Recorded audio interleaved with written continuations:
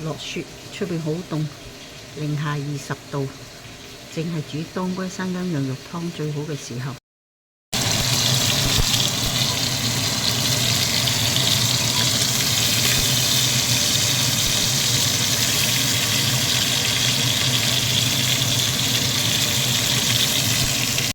三味材料：羊肉、生薑、當歸，有比例嘅嚇。先煎一煎佢先，羊肉煎咗你先，等間準備加熱佢就得㗎啦。當歸生薑羊肉湯，加咗水啦，等我加滿佢先。呢個湯最好就係咩呢？啲女人陰道有問題嚇。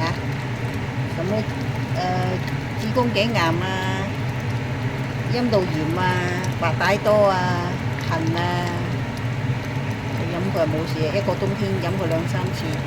係子宮唔好啊，不宜懷孕啊，呢啲一飲佢就冇事啦。子宮爛到溶啊，你飲佢你都會懷孕。